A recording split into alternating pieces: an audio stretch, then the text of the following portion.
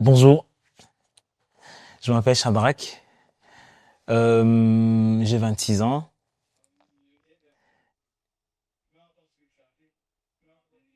En 2022, en tout cas mi-2021, j'ai été enfermé. J'ai été enfermé dans une prison en, dans un pays de l'Europe ici. J'étais enfermé dans une prison injustement.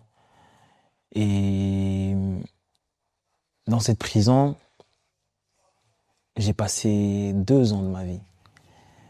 2 ans de ma vie pour rien du tout. Pour rien du tout. Pour rien du tout. J'ai passé 2 ans de ma vie dans cette prison dans laquelle, pendant 2 ans, j'ai pas vu l'extérieur. J'ai pas vu l'extérieur. Je vivais dans une sorte de container, avec 4, 6 personnes dedans. Tout minuscule. Moins de 15 mètres, même moins de 10 mètres carrés. On était obligé de tout faire dedans. Et pendant 2 ans de ma vie, j'ai été torturé psychologiquement, physiquement. Ça arrivait le matin, 5 heures du matin, on venait te réveiller avec des tasers, des fois des chiens qui rentrent comme ça, tu te réveilles. Tu as un taser sur ton corps, comme ça tu te réveilles. Des fois tu te réveillais, on te bougeait, tu te réveillais, tu avais une arme devant toi. Parce que il y avait plein de situations qui m'ont poussé qui ont fait que je me suis retrouvé dans cette prison. Mais le niveau de torture que j'ai vécu, le niveau de violence que j'ai vécu dans cette prison pendant 2 ans, c'est inimaginable de penser que quelqu'un peut vivre ça, surtout en Europe, comme on le dit, que quelqu'un peut vivre ça. Et j'étais un jeune homme avant ça, j'étais un jeune homme plein de joie, j'étais plein de joie, beaucoup de joie de vivre, beaucoup de projets dans la vie.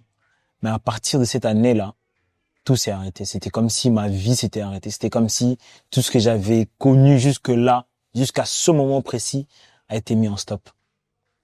Je croyais en Dieu, mais j'étais pas très sérieux avec Dieu. Je me suis dit, bon, quand je suis rentré pour la première fois, je me suis dit, bon, je vais durer peut-être 6 mois, 4 mois, mais c'est passé 2 ans. 2 ans dans laquelle je suis tombé dans toute forme de choses. J'étais tellement habitué à ce que chaque matin, ou bien régulièrement, je sois torturé, frappé, insulté. Je vous épargne toute forme d'insulte que qu'on recevait. Mais à un certain moment, au bout de 6 mois, je me suis résigné. Au bout de 6 mois, j'ai accepté de souffrir. Je me suis dit, accepte seulement de souffrir. Limite, accepter était mieux que de me dire, de pouvoir me révolter, de dire que non, c'est pas possible, je peux pas vivre ça. Je m'étais habitué à vivre ça pendant 2 ans. J'ai commencé à avoir des pensées suicidaires.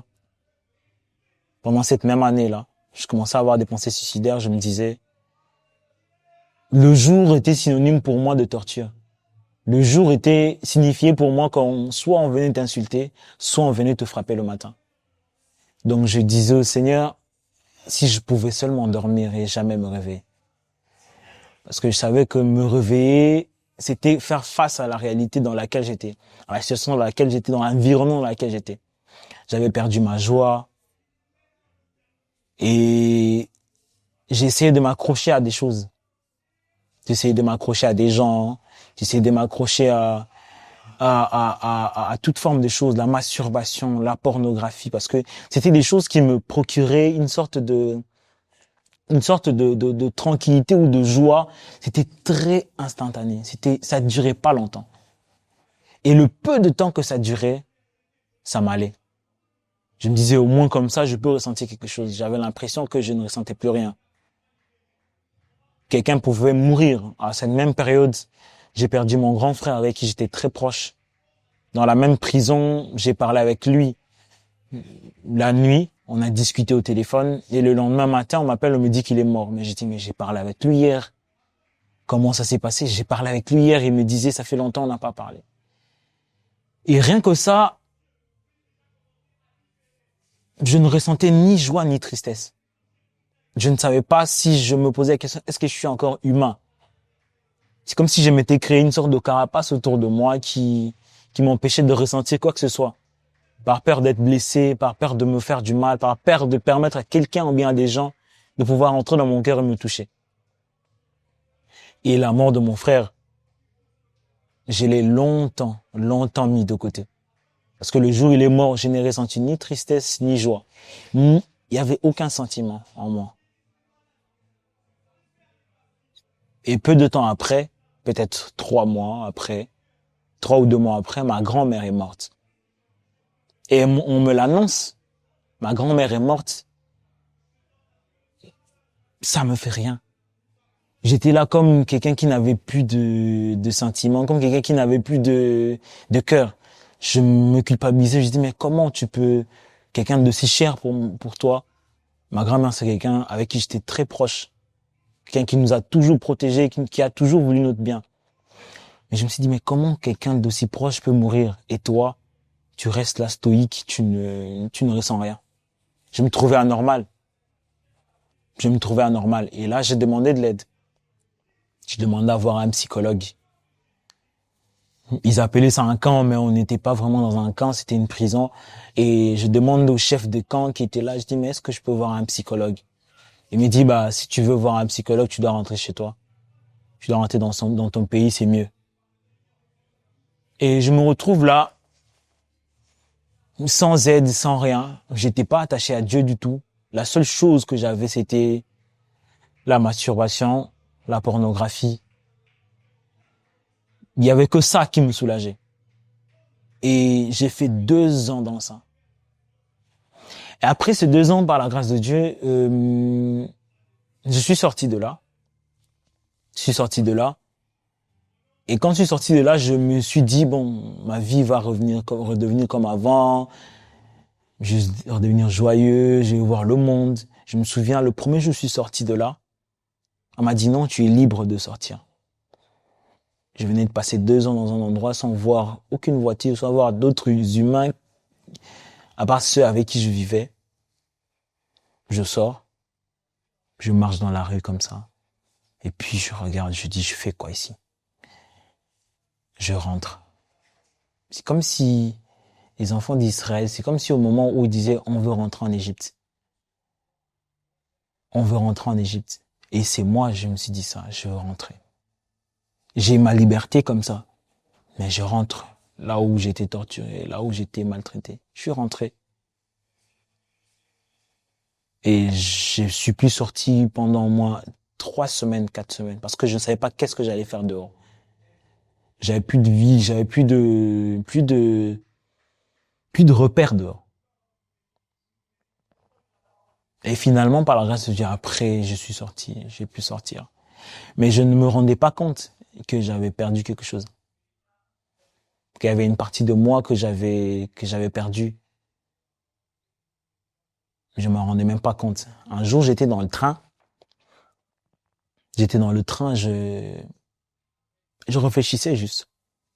Je réfléchissais. Et là, j'entends une voix qui me pose la question. Maintenant, je sais que c'est la voix du Seigneur qui m'a posé la question. Il me demande, c'était quand la dernière fois tu as été joyeux? Ou bien c'était quand la dernière fois tu as été heureux dans ta vie? Je dis, bah, question facile. Je dis, question facile. Je vais remonter à hier. Je me rappelle pas avoir été joyeux, d'avoir souri, avoir eu un rire à l'intérieur qui venait de l'intérieur, non pas seulement mes dents qui souriaient. On me disait t'étais quelqu'un de très souriant, t'étais quelqu'un de joyeux, mais c'était une joie qui était de facettes. À l'intérieur de moi, j'étais quelqu'un de triste, quelqu'un de insensible, quelqu'un de presque mort à l'intérieur. Je remonte à 2 jours, j'ai pas vu quand est-ce que j'étais heureux. Je remonte à 4 jours, non. Je remonte à 1 semaine, 1 mois, 2 mois, 6 mois, 7, 1 an, 2 ans, 3 ans, 4 ans. Je me rends pas compte. Je ne me souviens pas avoir été heureux pendant toutes ces années. comme tous les jeunes étudiants, quand ils viennent en Europe pour étudier, on s'emballe un peu, on fait beaucoup de choses. Mais je me rends compte que pendant 4 ans de ma vie, je n'ai pas été heureux. Par cette simple question. Cette simple question m'a fait me rendre compte qu'il y avait quelque chose qui n'allait pas dans ma vie. Malgré que cette voix m'ait posé cette question, ça m'a rendu profondément triste. Je savais pas pourquoi. J'avais des épisodes de tristesse profonde. Je pouvais être triste sans le maîtriser. J'étais triste. J'arrivais pas à maîtriser ma tristesse. Et puis, à un moment, pouf, ça disparaît. T'as plus de tristesse. Si tu es triste, c'est très profond. Et il y avait pratiquement pas de joie. Que de tristesse. Et à partir de cette question, je me suis rendu compte que j'avais besoin d'aide. Je comprenais pas ce qui m'arrivait. Je suis allé consulter un psychologue. Un psychologue me dit, après une longue discussion, c'est là qu'elle me dit que elle soupçonnait, c'était pas clair pour moi, mais elle soupçonnait que je souffrais de dépression. J'ai eu une dépression. Pourquoi je souffre de dépression? J'ai bien dans ma vie, j'ai un travail, je suis bien payé. Pourquoi je souffre de dépression? J'ai pas pris ça autant au sérieux que ça. Mais je savais que je souffrais de quelque chose que je ne voyais pas. J'avais l'impression que je combattais quelque chose que je ne voyais pas. C'est comme si je combattais contre moi-même. Mais j'avais pas les armes pour combattre. C'est comme si j'avais un adversaire trop fort qui n'était pas à ma taille. Et à un moment, c'était tellement de trop. C'était tellement de trop que j'ai commencé à penser à me suicider très sérieusement. Parce que j'arrivais pas à maîtriser mes tristesses, mes moments de tristesse. J'arrivais pas, je voulais avoir de la joie. La seule joie que j'avais, c'était ces shoots de dopamine. Quand je regardais la pornographie, ça me remontait des choses. Là, je dis, là, je peux ressentir quelque chose. Mais à part ça, il y avait rien. J'étais juste un homme vide. Je me souviens, un jour, je marchais. C'était la semaine de sortie de Black Panther. En 2022, je marchais dans la rue. Là, j'entends une voix qui me dit, tu vas mourir. Tu vas mourir. Je tourne comme ça, je vois rien. J'entends une voix qui me dit, tu vas mourir. J'avance, je me tourne, je vois, il y a personne. Et là, je marche, je traverse la rue, je regarde même pas s'il y avait un feu rouge, j'ai juste traversé. Et puis une voiture est venue à côté de moi, s'est arrêtée. Et là, la voix là me dit, tu vois, je t'ai dit que tu vas mourir. J'avance incapable de pouvoir réagir, incapable de pouvoir répliquer, incapable de pouvoir répondre à cette voix-là. J'ai subi cette voix-là pendant des mois et des mois. Pendant au moins 6 mois, je me réveillais. Il y avait cette voix qui me disait, tu vas mourir. Tu vas mourir. Tu vas mourir. Tu vas mourir. Et j'ai dormi avec. Je me réveillais avec. J'en parlais à mes proches. Et ils me disaient, ça va pas arriver au nom de Jésus. Ok, ça va pas arriver au nom de Jésus, mais qu'est-ce que je fais? Je n'avais pas les armes pour combattre.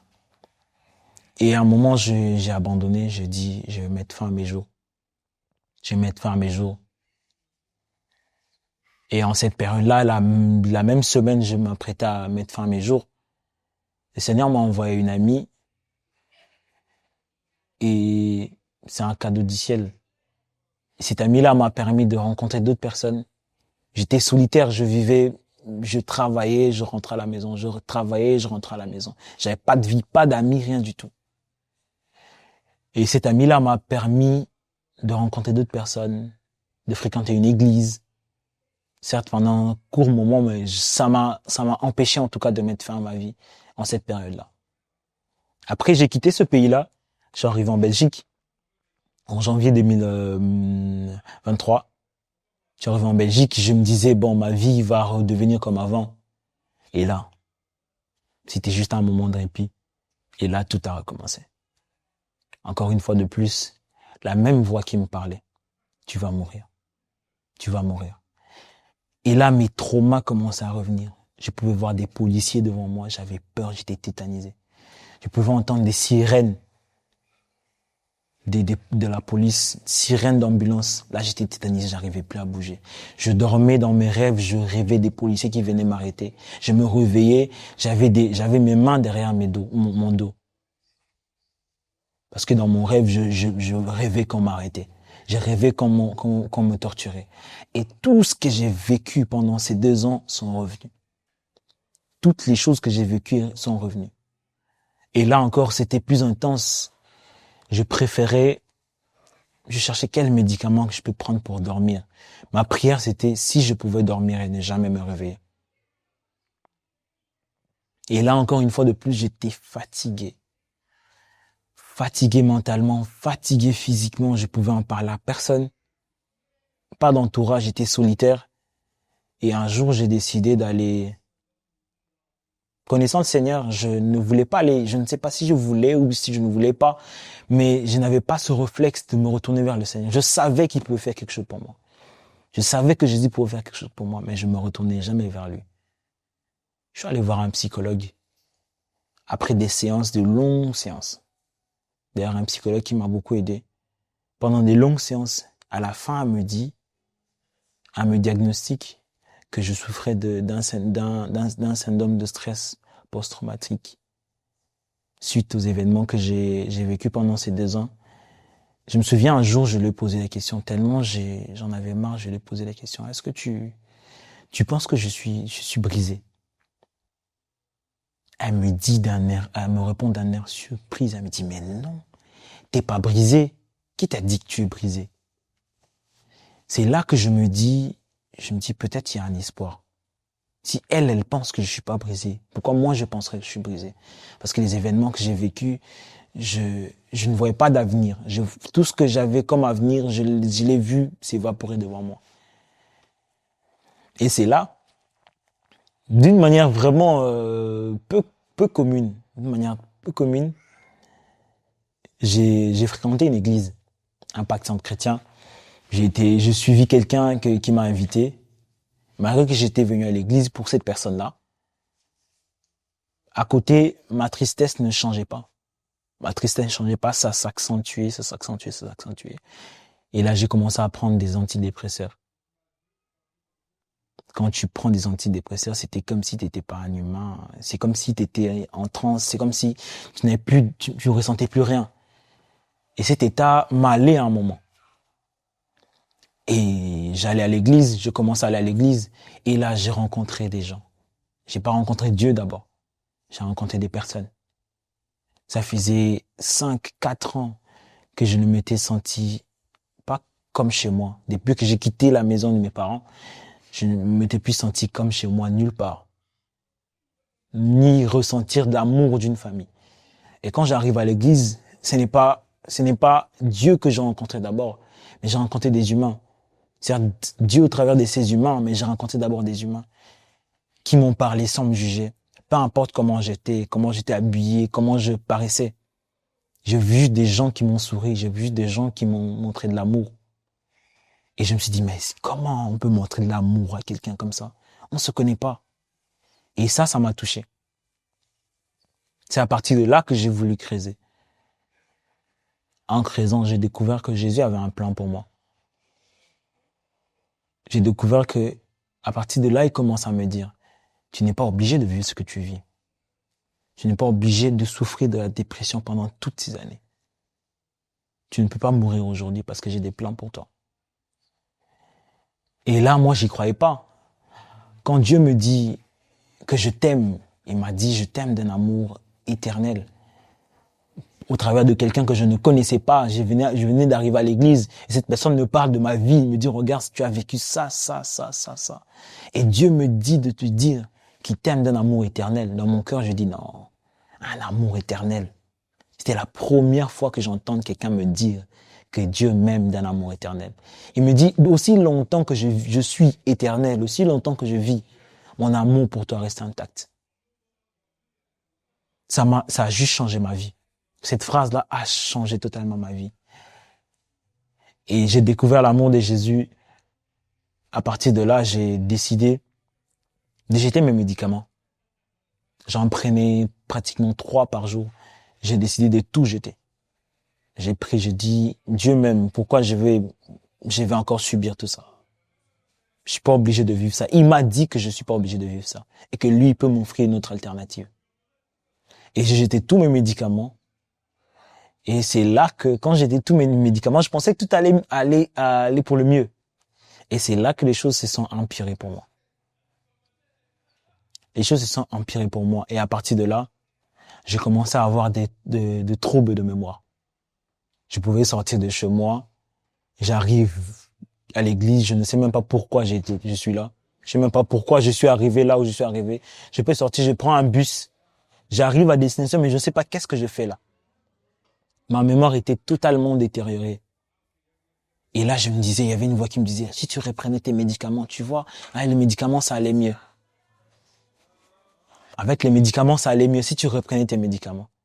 Et je me souvenais toujours de cette voix qui me disait, j'ai un meilleur plan pour toi. J'ai un meilleur plan pour toi. Et j'ai souffert de ces trous de mémoire, j'ai oublié les noms de mes proches, j'ai oublié les noms de ma mère, j'ai oublié les noms de mes frères et sœurs. Je pouvais parler à des gens comme ça, j'oublie totalement ce dont on parle. Et ça me faisait peur. Je dis, mais je me suis rapproché de Dieu. Pourtant j'étais chrétien depuis 2016. Je me suis rapproché de Dieu, mais comment ces choses m'arrivent? Il y avait toujours cette voix qui me disait, j'ai un meilleur plan pour toi. Et je me suis accroché à Jésus. Je me suis accroché à Jésus. J'ai découvert que Dieu avait des meilleurs plans pour moi. Il voulait des bonnes choses pour moi. Et là, j'ai persévéré dans la prière. J'ai persévéré avec des frères et sœurs. J'ai persévéré dans la parole. Et là, j'ai découvert Jésus d'une autre façon. J'ai prié. J'ai pleuré. J'arrivais à l'église. Les pasteurs pouvaient prêcher sur la dîme, les offrandes, tout ce qu'ils voulaient. Moi, tout ce que je pleurais, tout ce que je priais, c'était Seigneur, délivre-moi, sors-moi de là où je suis. J'en ai marre de vivre ce que je vis. J'en ai marre de cette tristesse. J'en ai marre de cette vie de tristesse, de souffrance intérieure. C'était ma prière pendant des mois et des mois. Et un jour, dans un rêve, je vois le Seigneur venir me parler et me dit, c'est bon. Alors que j'étais dans une retraite, je pensais que tout était perdu. Là, il me dit, c'est bon. Tu peux aller. Je t'ai trouvé un endroit. Un endroit, c'était tout autant un endroit physique qu'un endroit de repos. Il m'a trouvé un endroit. J'ai dit un endroit, oui, je m'en trouvé un endroit. Et après ce rêve, après cette vision que j'ai eue, mes épisodes de tristesse, mes moments de pensées suicidaires, les oublis, tout est parti d'un coup. Tout est parti d'un coup, à cause d'une seule phrase. C'est bon. Il m'a dit, c'est bon, je t'ai trouvé un endroit. Je t'ai trouvé un endroit. Et ces épisodes dans ma vie, ce n'est qu'une 3%, peut-être 2% de ma vie, 2% de mon témoignage. Au fur et à mesure, on pourra le découvrir. C'est parti de là qu'il m'a dit, les gens doivent entendre ça. Le monde doit savoir que j'ai fait ça dans ta vie. Le monde doit connaître. C'est là qu'il m'a parlé de Apocalypse 12, 11. Il m'a dit, ton témoignage a un pouvoir. Ton témoignage peut sauver des gens. Ton témoignage peut délivrer des gens. Et alors, s'il y a un message que je pourrais te donner à toi qui regarde ce témoignage, certes, c'est très peu pour 5 ans de vie, de souffrance, 5 ans 5 ans dans lesquels le diable a fait de moi tout ce qu'il voulait. Il m'a emmené à gauche et à droite, il m'a maltraité, molesté. Les voix qui me parlaient, qui me maltraitaient, qui me disaient que j'étais rien, qui me disaient que j'en valais pas la peine, que j'allais mourir, qui m'ont torturé psychologiquement, physiquement, dans mes rêves, dans la vie. Et ces minutes de vidéo ne suffiront pas pour décrire exactement ce que Jésus a fait dans ma vie. Mais je veux que ces courtes minutes suscitent en toi un espoir de te dire que c'est possible. Ce n'est pas parce que j'ai parlé que c'est possible, non. C'est possible parce que Jésus a payé le prix à la croix. Parce que Jésus a rendu ça possible pour toi et pour moi. Donc,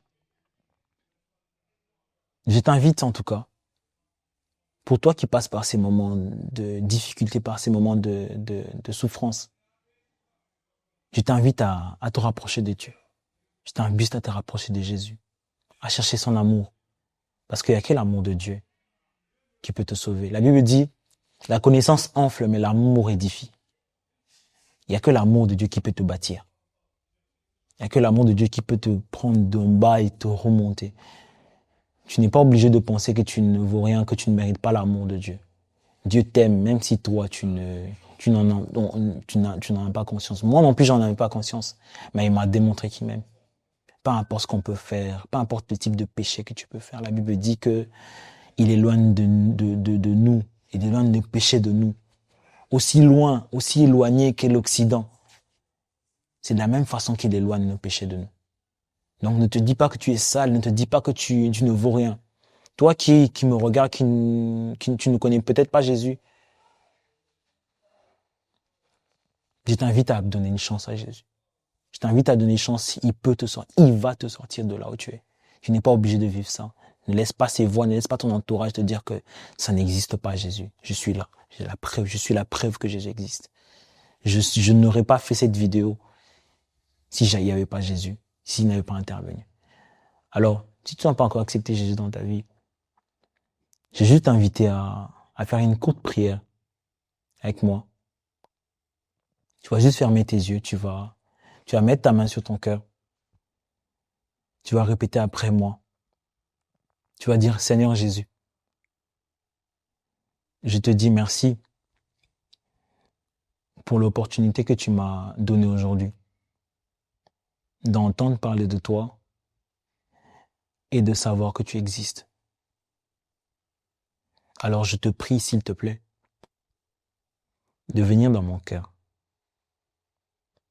de me sauver et de me délivrer de là où je suis. Je ne veux plus vivre, je ne veux plus être celui que je suis ou celle que je suis, mais je veux vivre ta vie. Je veux être une autre personne.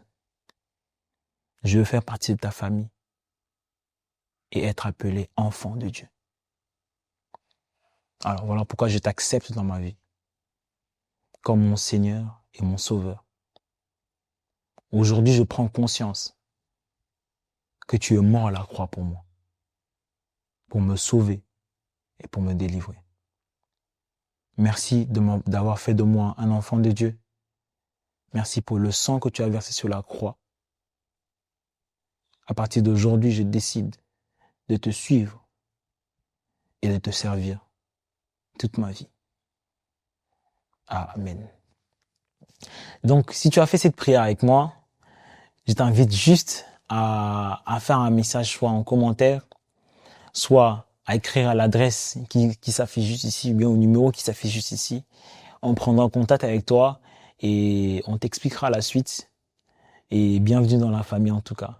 Bienvenue dans la famille et garde en tête que tu n'es pas seul que ces voix-là te disent. Tu n'es pas celui que ces voix-là te disent. Tu n'es pas obligé d'écouter ces voix-là. Il y a une meilleure voix.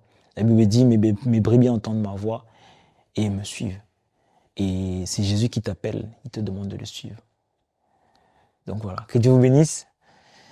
C'était Shadrach pour Quartier Chrétien. Donc voilà.